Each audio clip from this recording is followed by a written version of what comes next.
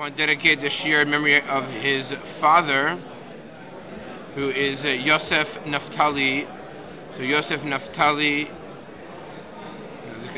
Yosef Natan ben Naftali. It should be Aliyat Neshama for him as well. Okay, let's begin.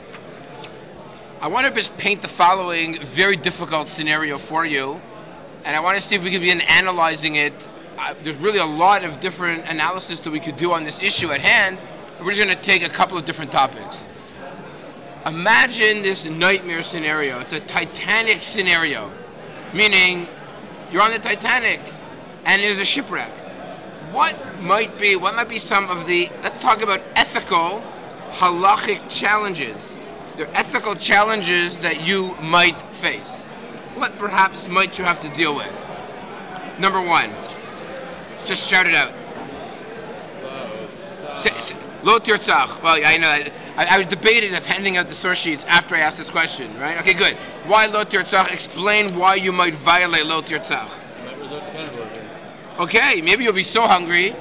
What will you do? You're gonna bring out the sharp steak knife, and the chubbiest guy on the boat will become dinner. Okay, good. Oh, wonderful. It says Daniel. Excellent. That could also be a major challenge. And maybe the chubbiest guy will be, shall we say, thrown overboard, man overboard, because of the weight of the boat. Excellent. So we have potential lo tirtzach. How might it manifest itself? Maybe one would have to eat somebody, right? That's pretty gruesome. By the way, we'll deal with a medical issue, but there's a very simple or chaim question. Do you make a bracha if you eat a human being?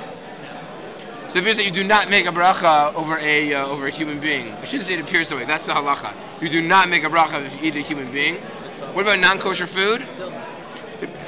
Someone else says you do not make a bracha over non-kosher food. What about if a doctor commands you to eat non-kosher food? It's a question for another time.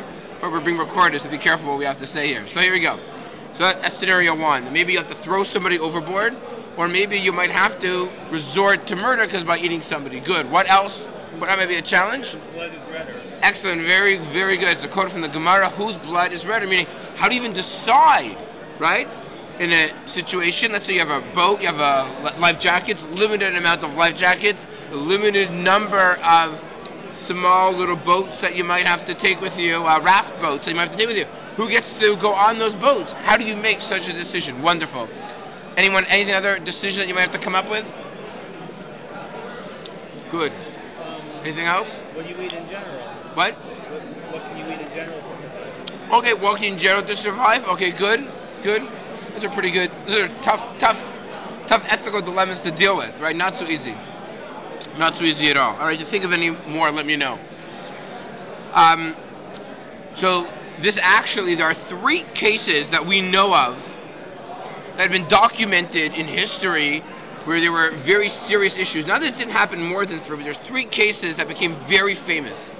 The Titanic being the last of the three cases. The first case is actually a case that took place in Philadelphia, the United States government, against a gentleman named Holmes. This took place in 1842. There was a situation where Holmes was actually a mate on a ship that was actually sinking off of the Atlantic Ocean, coming from Europe. The country escapes me right now. And what happened was, outside of Philadelphia, there was not far from the coast, went down. Holmes had to actually throw people overboard, and Holmes made it back to Philadelphia. When the word got out, what Holmes did, that he actually physically took somebody and chucked them off the boat. He was placed on trial in Philadelphia in that year. Another case, the second case, is the Queen. That's the Queen of England against Dudley and Stephens. What happened there, that was in 1884, where actually Dudley took someone else and killed them and ate them in order to survive. That was the second case that took place in England. The third case, which is probably the most famous case that we know of, is, of course, the Titanic. There's a famous story, I don't know if you're familiar with it, of a gentleman named Isidor Straus, who's actually Jewish, who becomes very famous because, what?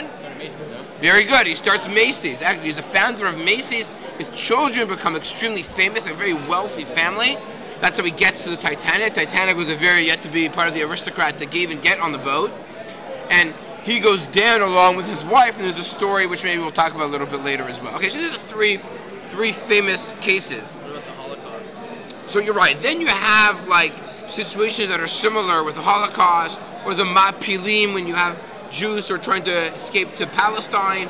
We have boats that are going down who are being saved. But I'm talking about like big right, you're right. I'm talking about boat cases that made famous. These are the three famous ones.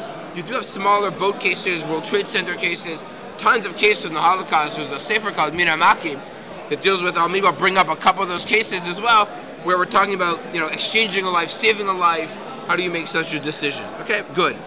So I have in front of you, if you take a look at the first source there at the top, three different psukim. The first pasuk is Lo Tirtzach. How would you translate Lo Tirtzach into English? What does Lo Tirtzach mean? Don't murder. Don't murder, right? It does not mean what? Don't kill. Don't kill. What's the difference between killing and murdering? Murdering is For no reason. unethical killing. And this is a very important definition. When the King James Version of the Bible translated Lo Tirtzach as don't kill, I know what the Christians did to the Jews, right? So as opposed to murder, murder is unequivocal. There are no exceptions. We are never allowed to do Lo Tirtzach. Okay? So again, we have to, maybe this is not a question of Lo Tirtzach. If it's Pikuach Nefesh, I need to survive. It's my life. I need to live. What am I supposed to do? What choice do I have? I need to eat. I need to survive. And then me or you, one of us is going down, or both of us will go down. How are we supposed to make a decision? So if it's unethical, then it's considered murder, and murder, which is unethical, is Lo Tirtzach. But if it's not unethical and it's ethical, maybe it's for self-defense, then it would be permitted. You have to understand, when would that apply? The second issue that it says in the Torah, and what's the issue? Lo telech rechil ba'mecha lo sa'amoro dam re'acha ni Hashem. There's a violation. Lo sa'amoro dam re'acha. A person is not allowed to see their fellow go down. Right?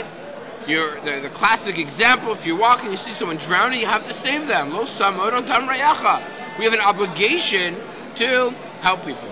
And what happens if there's a conflict between helping people? Maybe that might cause you to be injured, or God forbid, even die. So how much are you supposed to, how much you permitted, how much you obligated to put your own life in danger in order to save somebody else? Because that's a value, and that's that third source that you have there. It says, we just read this a few weeks ago in the Parsha, we have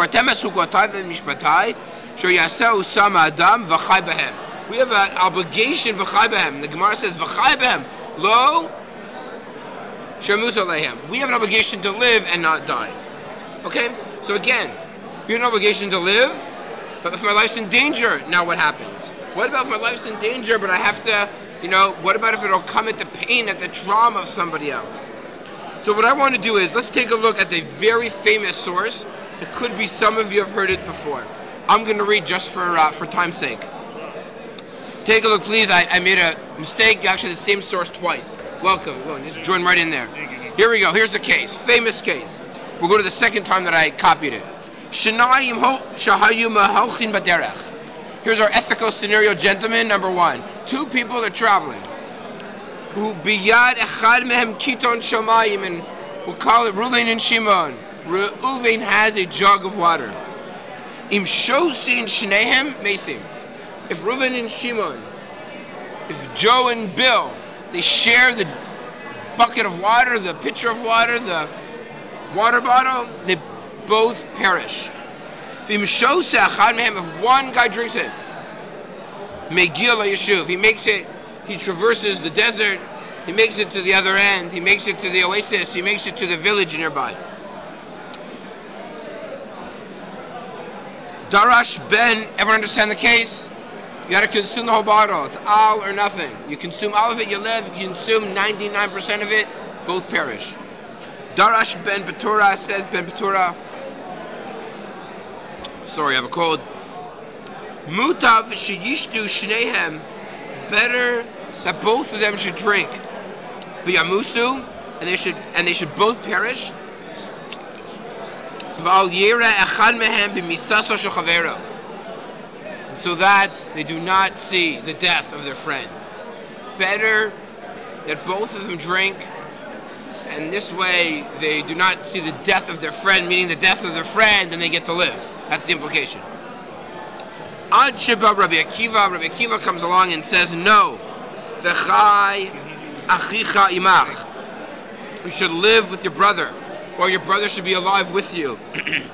Chayecha kodmin l'chayei chavercha. Your life takes precedence over your friends. What is Rabbi Akiva saying? What should you do with the water?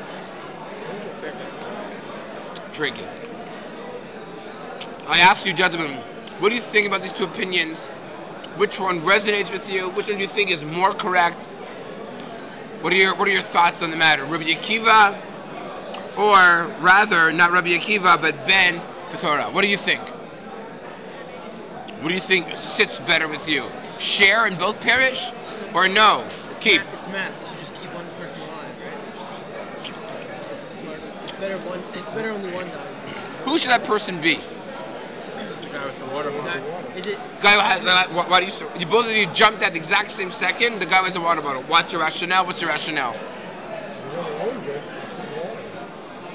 And therefore, Rabbi Akiva says, if you're the one that can live because you have the water, you have to live before your friend. I think it's almost like who are you to decide that you should kill your friend and yourself, right? Because you're not allowed to kill yourself either. Right. Right. So if you're water, then that's where you start off. That's ground check at the beginning, right? So if you'd be sharing it, you'd be killing yourself, right? So that's what I'm saying. Like that's the base. That's where we're starting from. Okay. So, anyone else want to add anything to that? In terms of a svara? No, okay. So what we've heard so far is, it's more rational to say, the person who owns the water, it's my water bottle, I get to drink it myself. What about if my friend owns the water bottle, but I'm carrying it for him? It's my friend's water bottle, I'm the schlepper, I'm carrying it. So you're more. So I'm holding on to it. What? Are you more tired? Whatever it is, we rotate every hour carrying it. He had 2 water bottles. We finished them, or they fell, or they ripped. Or I have the water bottle, but it's owned by Shimon. And it's his water bottle. His water bottle, but I'm in possession of it. What? I'm holding it for him. Can I keep it and see? It's your water bottle. Tough luck, right? Probably would, but not supposed to. It's interesting. That's unethical. That's stealing. Oh, stealing. But it's my life. But it's unethical. Right. It's murder. You're murdering him. Okay. That's going to be a very interesting question. Are you allowed to steal in order to save your own life? So, okay, good. Very good. Wonderful. So hold on here. We're going to explain the comment by Ellie in a minute. There's in a situation, am I allowed to use someone else's property to save my life? The Gemara in Sanhedrin, can use someone's property to save my life? Can I steal to save my life, right? I'm dying, Reuven is dying, he needs food. Can you steal an apple off someone's street? Don't ask him, and eat it. I'll pay for the dollar later, right? Can you steal and then pay back? So, it's actually some machlokas in the Gemara. It appears that you might be allowed to, again, maybe only under certain situations. But here in our case of the water, it's a fascinating situation, because would Shimon want you to take his water? Probably not. Especially because it means that Shimon's going to die. It might be that you'd have to give up your water to actually save Reuven, halachically. It's not so simple, but I'll just put that out there for now. So is it considered suicide if you give up your water? Meaning, even according to Rabbi Akiva, who says, keep the water, are you allowed to give it to your friend, or is it asur to give it to your friend? Right? Meaning, you're allowed to keep it, but are you permitted to give it to your friend, or is that a violation of, is that asur to do? Right? Meaning, you're allowed to keep it, and that means you're not allowed to give it to your friend, or you're allowed to keep it and you can choose to do what you want. They're very different. So actually the Chazon Ish, believe it or not, says you're allowed to give it to your friends. It's not considered murder. It's not considered suicide, sorry. His rationale is because the definition of suicide is active. You're not actively committing suicide by giving up your water. It's passive suicide, and passive suicide might be permitted to save someone else's life. That's yeah. We make such big assumptions before we even start. Number one, like, who says you know how much water you need to survive? Great. So the Gemara is making that assumption. The Gemara's assumption, because you have to work on that assumption. The Gemara's assumption is all or nothing. Right. So what happens is you start off with the wrong assumption, and who's to say anything else that follows its way? No. You have to. If you don't start that assumption, then there's no discussion. Meaning, you can only have this discussion if you make that assumption. Because otherwise, you might get saved in 10 minutes. No. We're not talking about that case. We're talking about a case where it's all or nothing. You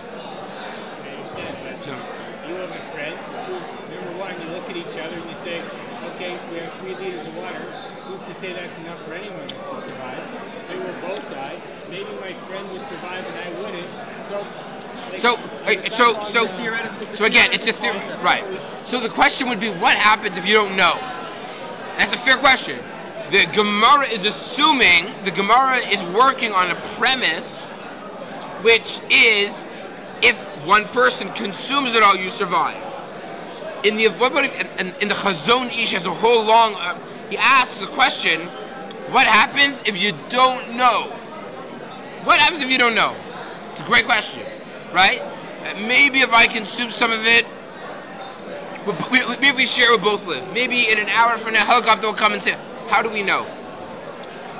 From here, many of the Achronim want to argue that if you don't know, you have to share. Meaning, Rabbi Akiva is working on the assumption that it's all or nothing. But failure to ascertain, failure to really discern that it requires all or nothing, you're obligated to share. Don't make it water, make it poison. If you take poison, you have the antidote, and you have to drink the entire antidote, you both have poison. You have to drink the entire antidote and it won't work. You can't miss one drop. Something like that. It doesn't have to be something that's or like scuba diving in oxygen tanks, right? Right. Saving your life first.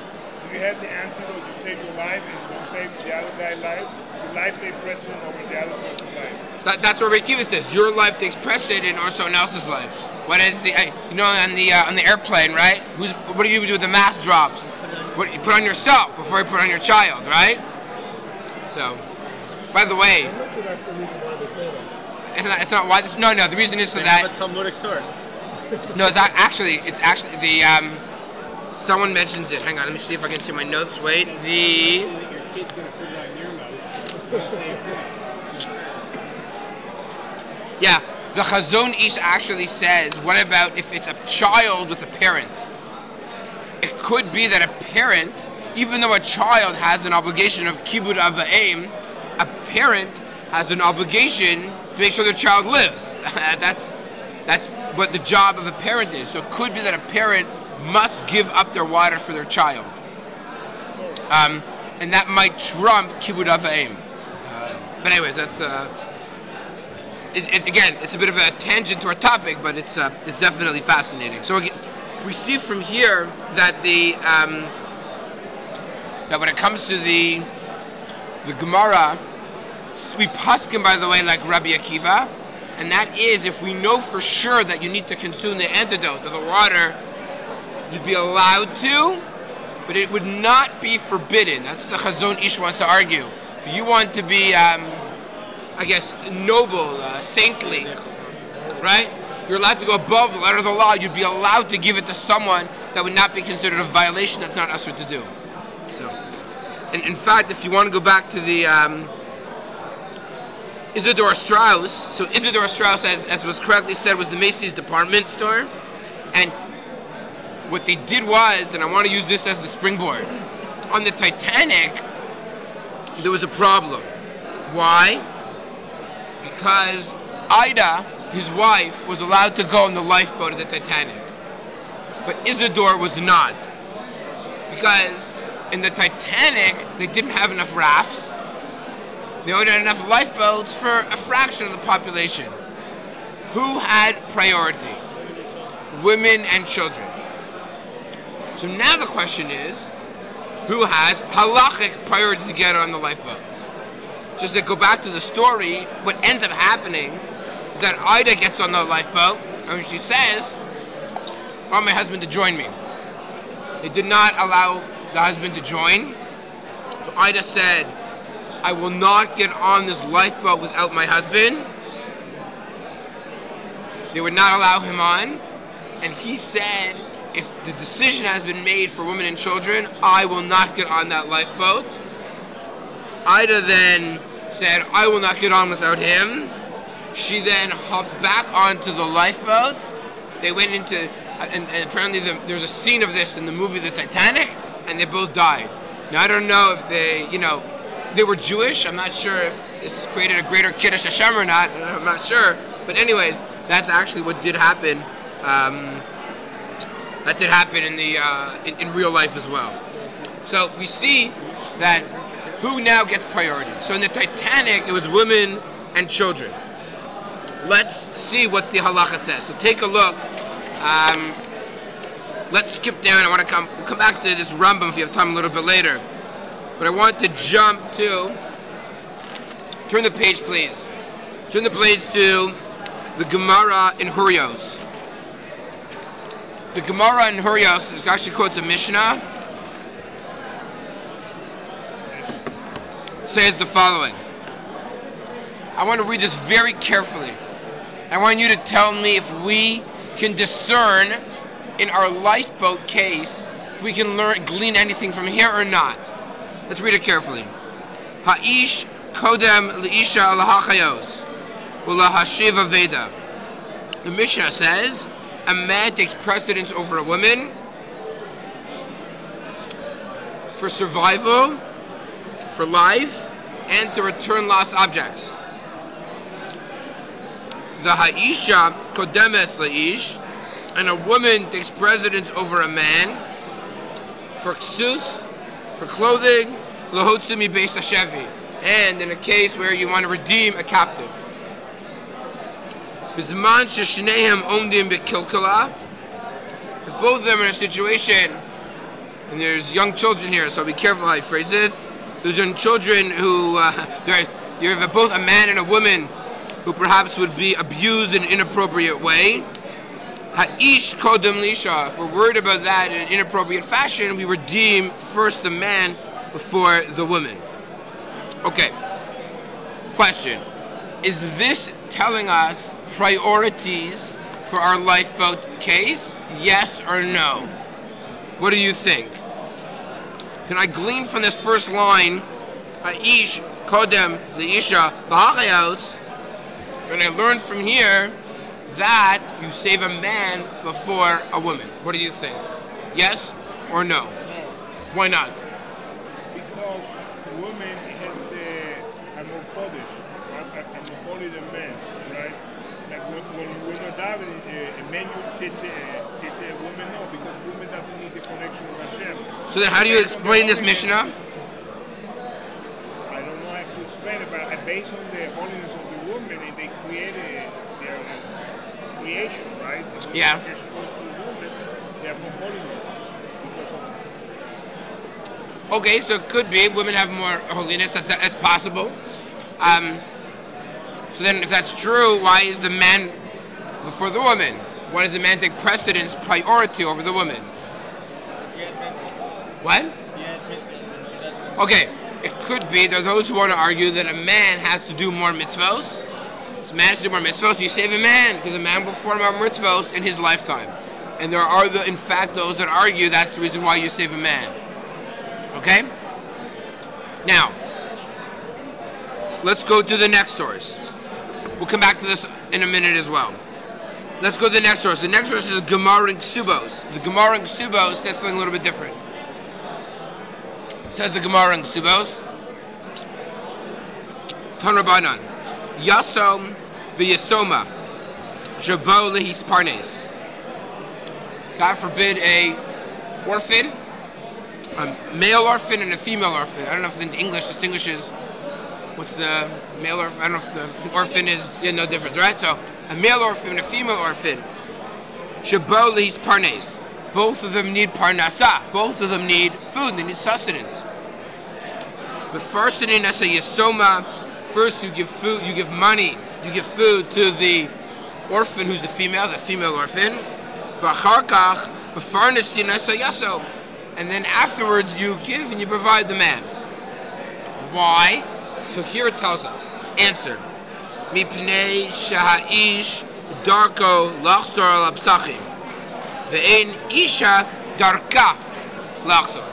But a man can go out and ask for tzedakah. A woman, it's not her way to do so. Meaning, a man can get money through other means, knocking door to door. For a woman, that's harder, not appropriate, not able to, whatever the reason is. Therefore, if these two individuals go to, I guess, the Gabbai, go to the local city and say we both need money, the city should give to the female, the male could then go knocking on the door. Question, could we glean anything from here in our Titanic case, of the shipwreck case, at all? Yes or no? Yes.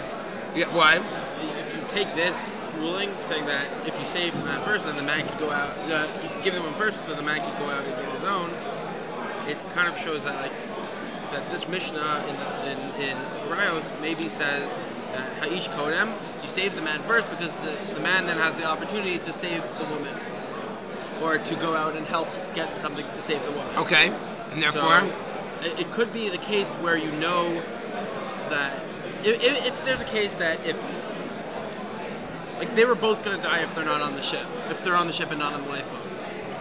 But if one of them wasn't, I don't know what to say really, but I'm getting on a tangent. But pretty much, if you save the man, he's able to go off and then go and save the woman after.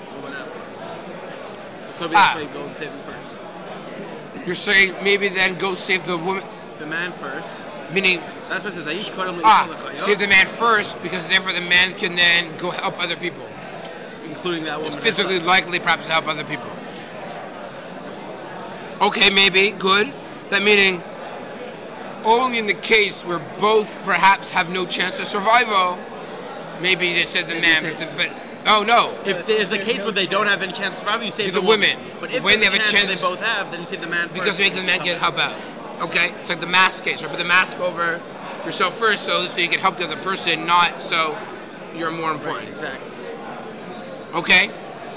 Yes. I understand like survival of the fittest, and like not the neighbors here, but then kind of like they can fend for themselves in general better. So if you have to choose somebody who's going to be, has a higher likelihood of surviving it, men.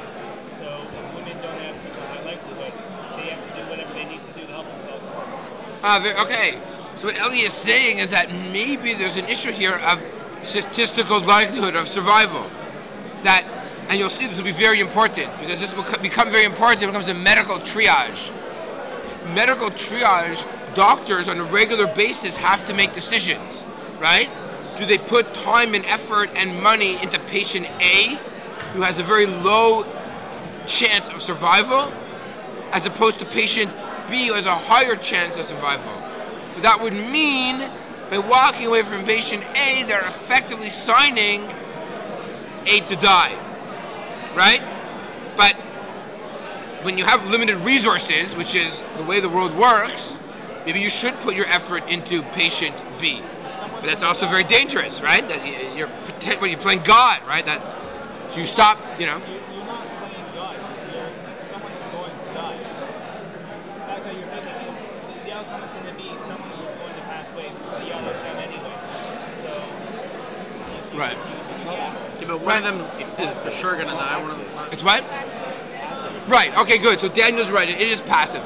Walking away from it, in the middle of the operation, if there's like some computer that can figure out odds of chance of survival, and once it drops under 5, doctors walk away from the operating table because it's just not worth their financial, medical resource time. Instead, the 2 hours of the operation, they can go and operate on somebody else. Right? I don't know if we're not talking about that, right? I think So. it could be from Mishnah that it seems to paint a picture of man being more active and able in his survival, all other factors aside. Right. If you take it Could be, yeah. like that, patient B, because there's chance to survive, well, you don't have a movement that the spatial ache is to survive too. Who are you to say, hey, he's not surviving? According to the data, he won't survive. Right, it's awesome. It's like giving euthanasia to somebody. Okay, you're not going to live. That's it. Right. Right. So here's, we talk about, statistical probability of survival. It's a fair question. Where does our emunah come into play?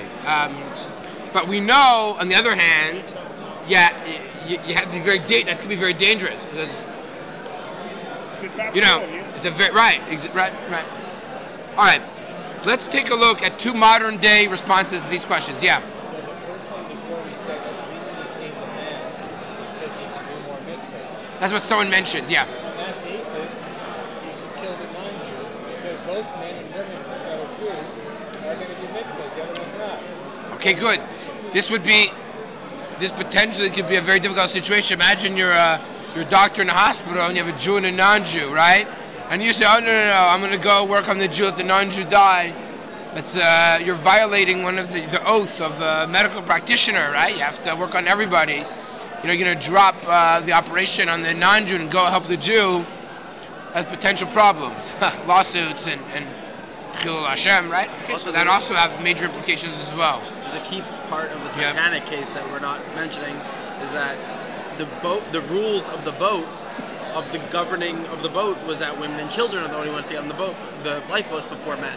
Yes. So you can't go ahead and say, but I know from the Talmud I'm supposed to go. Okay, right. Because you can't go against. I mean, I don't think it would have anyways. Strauss, Right. It doesn't fall. It doesn't right?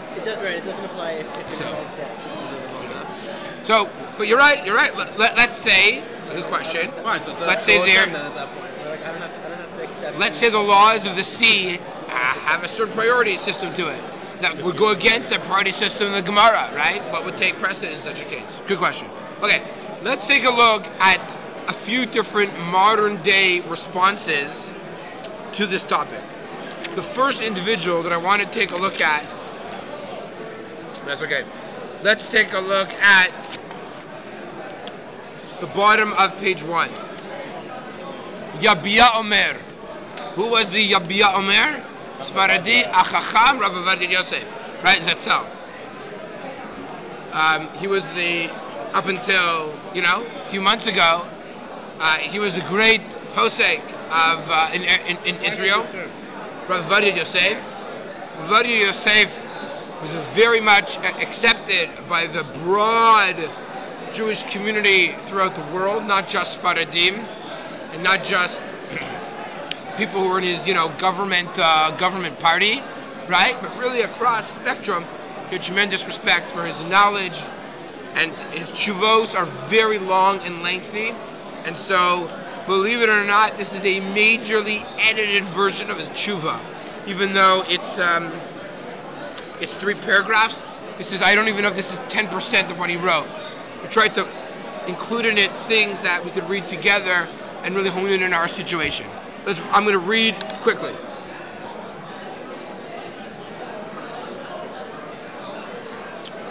Go to the second line in the Yabi Omer. B'nei Adam, second line after the colon. B'nei Adam, Shamru lahem akum. Page 1 at the bottom. Tenu lanu echad mikem v'nargenu. Non-Jews come to the city and they say, give us one person so we can kill them. If not, haray anu hargim et shkolchem. The situation is brought down by the Rambam that we actually skipped. It's 2 sources above. So at the bottom of page 1, the Yabi Omer quotes this case.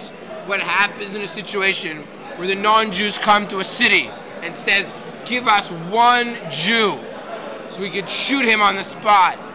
If you don't, we're going to shoot everybody. What do? Afilu kula nehergin. Even if everyone were to die, lo yimseru lahem nefesh achas b'Yisrael. You're not allowed to give up. Actively choose a person to say, here's a person, here we go. Kill that person to save everybody. Why? Why is that? Answer? interesting. I think that has a lot of psychological truth to it, but it's not the reason that's given. Meaning it might be true, but it's not because they're going to come and kill more. It's because you can never really actively, and believe it or not, this is considered active, even though you're not killing anybody, to actively select a person and to give that person over to the Nazis, knowing that it's a kiss of death, that is forbidden to do. Right? And you can't volunteer? Oh, Yehuda said, can someone volunteer? Most of the chuvos say yes, you can volunteer to save the rest of your community. Now, if that's going to help, because maybe they're going to wipe out anybody anyways, I don't know the answer to that. There's a famous case, there's a number of different chuvos from Min Hamakim that were written up of the Holocaust, where a wealthy Jew son was selected on a list of a couple hundred children who were going to be sent to the gas chambers. He went to the Rav, this is a famous case in the Warsaw ghetto, and said, take my son off that the train that's going to his death. Am I allowed to do that? So the rabbi said, do not ask me this question. I do not want to answer it for you. Why? The answer is he's not allowed to do it. Why? It is not that they're going to kill one less person. All that means is, what are they going to do? They're going to trade. Someone else is going to die. If it would mean it would save your son, and that instead of 100 people, 99, that's one thing. But they couldn't do that. Why? Because the Germans, it was all about lists. The numbers had to match. If 99 kids got off that train and not 100, SS officer would have been shot. And therefore, they were for sure going to have to select another Jew. Therefore, we would not be allowed to exchange it. So this would be the same as the guys who did like the Judenrat, and they selected Right. The Judenrat, those Jews that had to select, that to actually select other Jews, it's very problematic. Again, these are difficult times, difficult questions. All right. We have barely scratched the surface. Let's go on. Let's continue reading.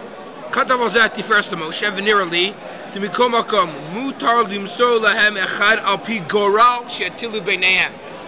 You know what you can do? Have a lottery. This could be an hour conversation just on this. Are you allowed to do a lottery to decide who should be chosen? So the rabbi says, listen, we can't all die. We're a town of 10,000 people.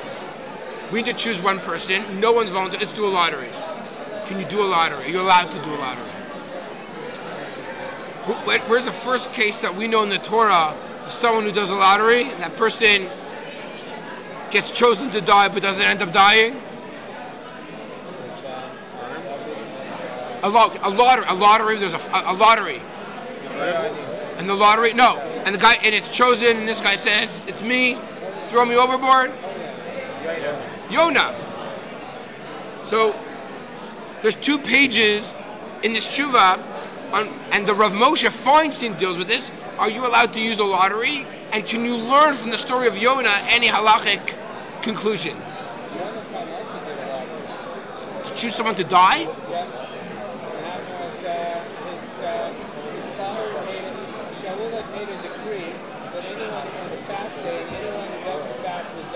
Yeah. And then he didn't know about it, and he didn't fast. And so they were coming, and in the end, there was a lottery, and he lost, but in the end they decided that he shouldn't die because... Right. Okay, good. So, thank you. So, that was the question I was asking, do a lottery to decide. And what does he say? Kemat say Yonah Hanavi. He says, just like Yonah Hanavi. I don't want to get into if you're allowed to or not. It appears that you're not allowed to do a lottery. The Rav Wed Yosef will argue on this conclusion that you can't do a lottery. You can't learn anything from Yonah because they weren't even Jewish, and B, they didn't throw Yonah over because of the lottery. They threw Yonah over because they put his head in the water first, and the water subsided. They then put Yonah in the water until his shoulders, and the water again subsided. They realized it must be him, so it's miraculous, it's non-Jewish. Other way you want to look at it, lottery cannot be done.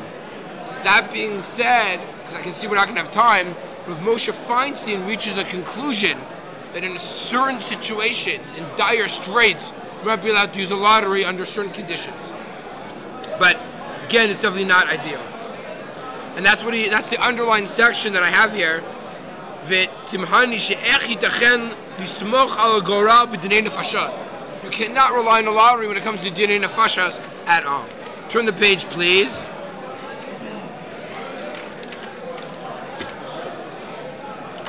I want to look at the bottom of page 2. The Tzitz Eliezer. The Tzitz Eliezer has to deal with the sources. Deals with the source in Hurios and deals with the source in Ksubos and tries to understand them. He has a tremendous chiddush, very similar to the gentleman on my left who wanted to ascertain as well. He actually argues that the Mishnah in Hurios is not referring to saving a life. When the Mishnah says Ha'ish kodem lisha lahacheos, it's not referring to life as in life or death, but monetary life. And therefore he says that there's a contradiction between this source and the source in Ksubis. We don't hold like Hurios, we hold like Ksubis, and therefore a woman takes priority. That's how the Tzitz Eliezer wants to understand it, that it's all about saving someone's life monetarily. You cannot conclude that a man takes priority.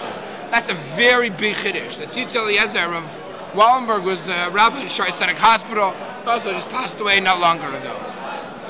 Rav Moshe Feinstein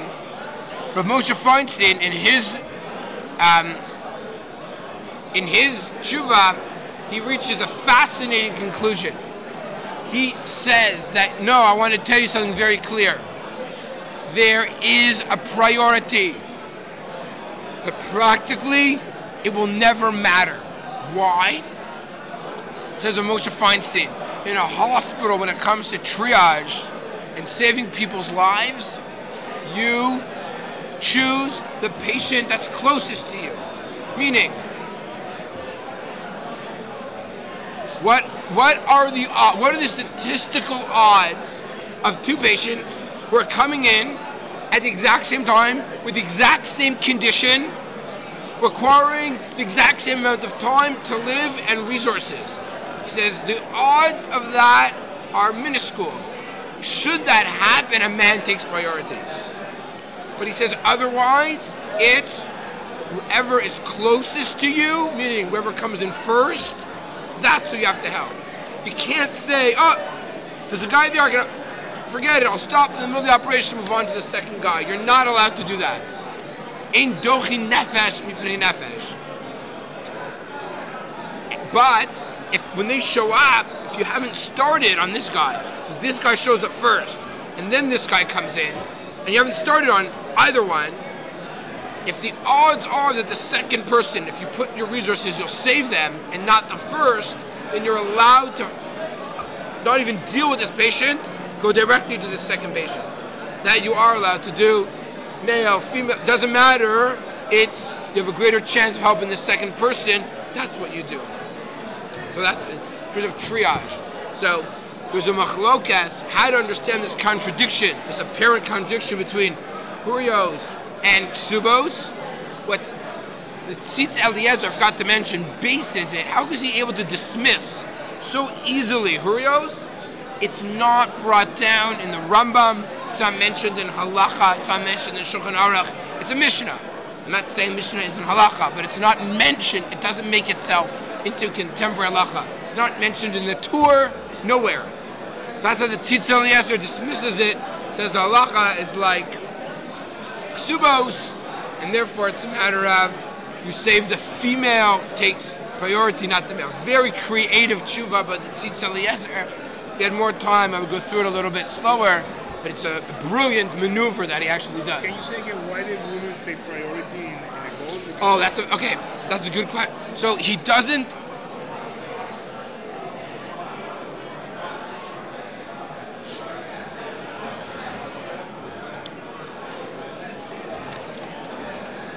He said, what's his rationale?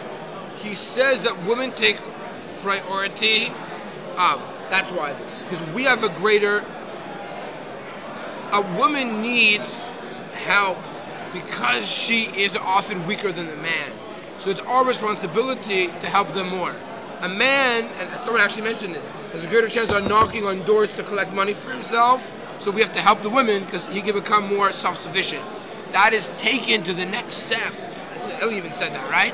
To the next step as well. Again, we don't know for sure, but a man's able to fend for himself more out in the water. Yeah, can jump out of the water. Can jump. Again, not for sure, not guaranteed, but more likely. Therefore, we're going to help the women first. So, no chances to survive. Women and children. There's a. I didn't get a hold of it. I discovered last night at about 1 o'clock in the morning when I was preparing that a guy wrote, and he published it. What's his name? I found it online. Published a sefer in Hebrew on this topic. Too bad I didn't discover last week, right? So, and in there, they quote a terrible story that took place. I will even tell you their names. Here's the story is between. Here we go. A gentleman by the name of Yeshaya ben Yisachar Tov Birodki is on a boat traveling to Palestine in 1947, and apparently was on some type of mission with, so he was the secretary of Moshe Montefiore. And I got the year wrong. It was 1800. Sorry about that. The boat, it was a rickety boat. The boat collapses just a mile or so away from the shore near Haifa. He has two children, Shmuel Akiva, and another child, Chaya Gruna, a boy and a girl. The boy, I think, is 10, the girl is 8. He begins to swim with them to shore. But he realized there's no way he could take both of them on his shoulders. He was going to go under. He managed to grab onto a piece of wood that was floating. It's in this guy's sefer. And he was using it as a raft. It was tipping down. He was struggling. He was kicking. He wasn't going to make it with his two kids. The story goes, he knew the Mishnah in Hurios, and he said to his daughter, it's to show you how much the daughter knew, he quoted the Mishnah to his daughter, saying, Ha'ish kodem le'ish al-hachayos, that you save the man before the woman, therefore, Chaya, I need to let you go. She responded, and she said, no, she responded to tell the answer. That'd be pretty cool. She responded, and what she said, Abba, your obligation is that Mishnah. My obligation is the Chaybahem. Meaning, you have an obligation to let me go, but I don't have to listen. I need to live. The story goes, he looked at the Shemayim, he closed his eyes, he recited Shema, and he asked Hashem for extra koach, extra help. The story goes, he made it back to shore with both of his children. When he got to the shore, he collapsed on the ground. For hours, they came to resuscitate him, and apparently he brought up his family in Palestine in Eretz Yisrael later. What his relationship was with his daughter afterwards, I'm not quite sure. Maybe they needed good counseling afterwards. But nonetheless, that was the story. I think just to conclude, I see the room is beginning a conclusion of some sort. Obviously, these questions are far from anything that we deal with on a day-to-day basis. But one thing that's certain is that the precious life and how much we value life and how much the Torah and Chazal try to help govern ethical policies. And a medical system which is void of an ethical policy, which is like whatever I feel like, what's convenient, what feels right for me today, can be very dangerous morally and ethically. And so the Torah and Chazal really try to govern certain understanding of priorities when it comes to who should take precedence. And ultimately it's about trying to save others and help others. And hopefully with that zchuz, we'll all be zocheh to have many years of long life for us, our children, and our families for many years to come. Amen. Shkoch to all of you. Thank you.